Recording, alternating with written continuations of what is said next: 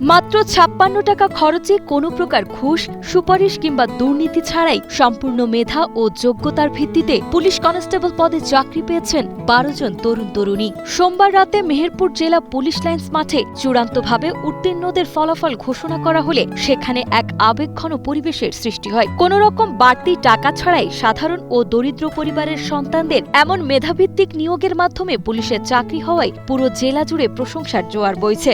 আমার এই চাকরিতে কোনো প্রকার কোনো ঘুষ বা কোনো প্রকার কোনো ঝামেলা ছাড়াই আমার নিজ মেধায় নিজ যোগ্যতায় চাকরি হয়েছে। আর হচ্ছে আমার অনুভূতি আমি কখনো কল্পনা করিনি যে এই অবধি আসতে পারবো। সবকিছু আল্লাহর ইচ্ছা। ফলাফল প্রকাশের পরপরই চূড়ান্তভাবে নির্বাচিত প্রার্থীরা আনন্দে ও খুশিতে কান্নায় ভেঙে পড়েন এবং সাথে সাথেই মুঠোফোনে নিজ নিজ পরিবারকে এই সুখবর জানান। উত্তীর্ণদের মধ্যে একজন দরিদ্র রাজমিস্ত্রির ছেলে এবং একজন প্রবাসীর মেয়ে সহ মোট ১২ জন সাধারণ পরিবারের সন্তান রয়েছেন। খেয়ে না খেয়ে দিনমজুরের কাজ করে ও অনেক কষ্টে সন্তানদের লেখাপড়া চালানো এই পরিবারগুলো এখন তাদের সন্তানদের মাধ্যমে নতুন করে ঘুরে দাঁড়ানোর স্বপ্ন দেখছেন। প্রথমত আমি আল্লাহর প্রতি অনেক শুকরিয়া জানাই যে আল্লাহ আমাকে এতজন নিয়ে এসেছে, চাকরিটা পাইছে। আল্লাহর কাছে অনেক দোয়া করেছি, আল্লাহ আমাকে চাকরিটা দিছে, আলহামদুলিল্লাহ।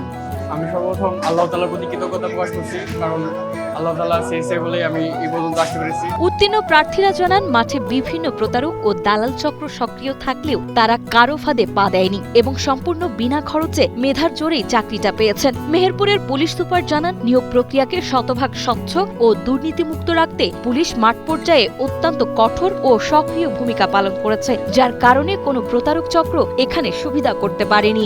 আমরা আসলে বিগত যে রিক্রুটমেন্টের ইতিহাস সেই অনুযায়ী আমরা মনে করতাম যে যারা বিশেষ করে যারা নিয়োগ প্রার্থী তারা মনে করত যে তদবির করে টাকা পয়সা ইনভেস্ট করে না করলে হয়তো কোনো চাকরি হতো না, এবং এইটাকে কেন্দ্র করে অনেকেই দালাল চক্র কাজ করতো, অনেকে এইসব টাকা পয়সা দিয়ে প্রতারিত হতো।